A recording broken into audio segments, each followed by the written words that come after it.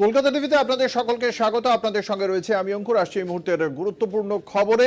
এই মুহূর্তে সবচেয়ে গুরুত্বপূর্ণ খবর, এপ্রিল মাস থেকেই ডিএ পেতে চলেছেন রাজ্য সরকারি কর্মচারীরা, এমনটাই জানতে পারা যাচ্ছে।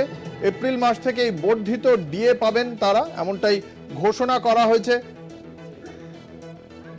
রাজ্য সরকারি কর্মচারীদের জন্য অবশ্যই এটা একটা সুখবর। দীর্ঘদিন ধরেই তাদের যে দাবি ছিল, মে মাস থেকে বর্ধিত ডিএ পাওয়ার কথা ছিল, কিন্তু সেই বর্ধিত ডিএ এপ্রিল মাস থেকেই দেওয়া হবে। 4% ডিএ পাবেন এপ্রিল মাস থেকে সরকারি কর্মচারীরা, এমনটাই সিদ্ধান্ত হয়েছে।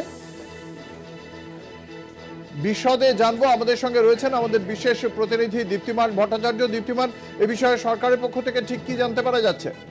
দেখো, যেটা জানা যাচ্ছে এখনো পর্যন্ত সেটা হলো যে ডিএ যেটা বর্ধিত ডিএ মে মাস থেকে দেওয়ার কথা ছিল, সেটা কিন্তু এক মাস আরো বাড়িয়ে দিল রাজ্য সরকার। অর্থাৎ এপ্রিল মাস থেকে কিন্তু এখন সরকারি কর্মচারীরা বর্ধিত হারে যে ডিএটা রয়েছে সেই ডিএটা পাবেন। অর্থাৎ মে মাস থেকে যেটা তারা পাচ্ছিলেন সেই বর্ধিত ডিএর হার কিন্তু অর্থাৎ আরো এক মাস বাড়িয়ে দিলে এপ্রিল মাস থেকে কিন্তু এই ডিএটা তারা পাবেন। অর্থাৎ এক মাসের ডিএর যে ইয়েটা রয়েছে সেটা তারা আরো এক্সট্রা পাবেন। অঙ্কুর, ধন্যবাদ। আমাদের সঙ্গে ছিলেন আমাদের বিশেষ প্রতিনিধি দীপ্তিমান ভট্টাচার্য।